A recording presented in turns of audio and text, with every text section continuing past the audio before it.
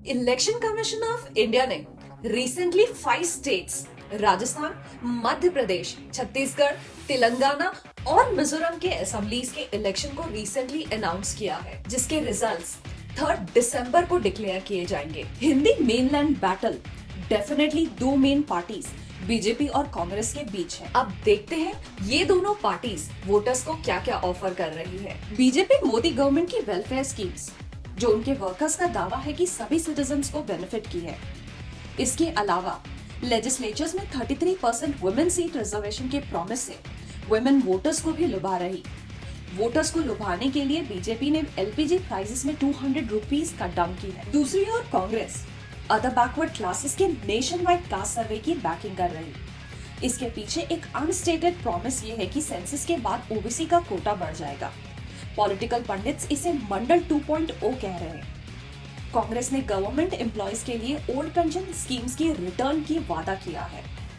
इसे Congress govern states Rajasthan, Chhattisgarh और हिमाचल प्रदेश में ऑलरेडी किया जा चुका है। Now let's see the politics of Rajasthan, Madhya Pradesh and Chhattisgarh. Rajasthan revolving door politics का एक केस है, जहां 30 इयर्स में कोई भी गवर्निंग पार्टी सत्ता में वापस नहीं आई है। कांग्रेस गवर्नमेंट अपनी राइट टू हेल्थ और चिरंजीवी स्वास्थ्य योजना जैसी सोशल वेलफेयर स्कीम्स और फ्रीबीज से वापस लौटने की होप कर रही। बीजेपी कांग्रेस के अगेंस्ट मोमेंटम बना रही और आरएसएस रूरल बेल्ट को तेजी से पेनिट्रेट कर रही। पिछले 5 इयर्स में 14 रिक्रूटमेंट एग्जाम्स में पेपर लीक्स हुए हैं। 1 करोड़ से ज्यादा यूथ ने ये एग्जाम्स दिए हैं और वो इस बात से नाराज हैं कि उनका हार्डवर्क वेस्ट हो गया। पीएम मोदी ने भी इस इशू को रेस किया है। राजस्थान में कम्युनल टेंशंस कॉमन मैन को अफेक्ट कर रहा। जून 2022 में रिलीजियस फैनाटिक्स द्वारा उदयपुर के टेलर की beheading made headlines. Street crimes, gang Wars,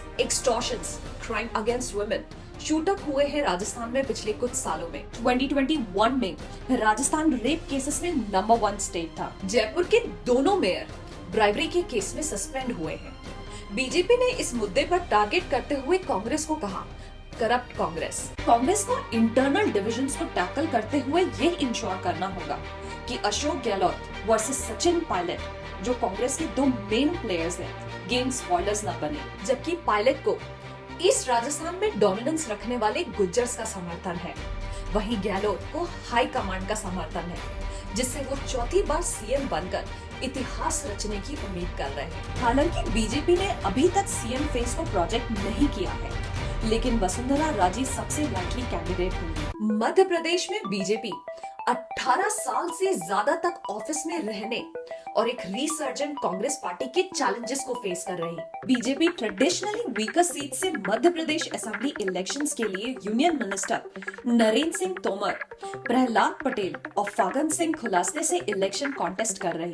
Shivraj Singh Chouhan, chief minister for 4 terms, faces the biggest challenge of his political career. Congress का मेन एम एक मेजॉरिटी हासिल करना है और 2020 में ज्योतिरादित्य सिंधिया के रिबेलियन के कारण हुई डाउनफॉल जैसे इंसिडेंट्स को रिपीट न करना है। अब कांग्रेस को लीड वेटरन लीडर्स कमलनाथ और दिग्विजय सिंह कर रहे हैं। हालांकि पार्टी में सेकेंड टियर लीडरशिप की लैकिंग क्लियरली स्पष्ट हो रही। बीजेपी 18 साल से अधिक समय से पावर में है। फर्स्ट टाइम वोटर्स अपने पूरे जीवन में सिर्फ बीजेपी गवर्नमेंट ही देखे हैं और जॉब को लेकर बीजेपी पे बहुत सारे क्वेश्चंस कर रहे हैं।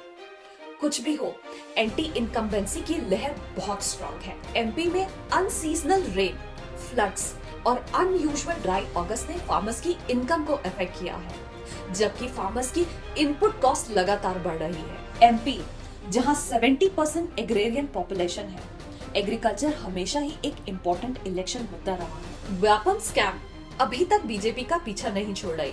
इसके अलावा पटवारी रिक्रूटमेंट, महाकाल लोक कंस्ट्रक्शन और राशन डिस्ट्रीब्यूशन जैसे स्कैम का आरोप भी बीजेपी पर है। कांग्रेस के कमलनाथ ने इसे 50% कमीशन गवर्नमेंट ब्रांड दिया है। 47 ट्राइबल सीट्स, लगभग 20% हमेशा से एमपी इलेक्शंस में निर्णायक रोल प्ले करी है। 2018 में बीजेपी इनमें से 31 सीट्स कांग्रेस से हार गई और इसलिए बीजेपी इन सीट्स को जीतने की पूरी कोशिश कर रही है। लेकिन सिद्धि एपिसोड, जहां एक बीजेपी वर्कर ने एक ट्राइबल के फेस पर यूरिनेट किया, सैफरॉन कैंप की पॉपुलैरिटी को अफेक्ट कर सकता है।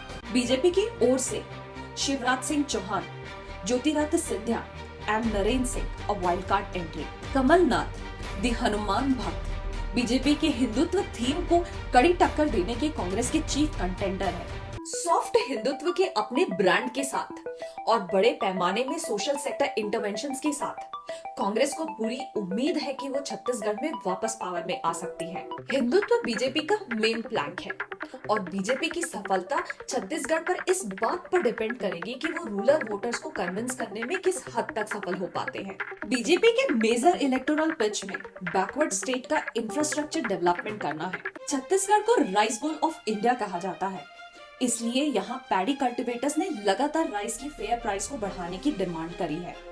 2018 में कांग्रेस ने पैडी के लिए 2500 रुपीस पर क्विंटल एमएसपी का वादा किया और पूरा भी किया। इसे कांग्रेस गवर्नमेंट अपनी बड़ी सफलता डिक्लेयर करती है। छत्तीसगढ़ में सरगुजा और बस्तर दोनों ही ट्राइबल और फोकस एरियाज हैं।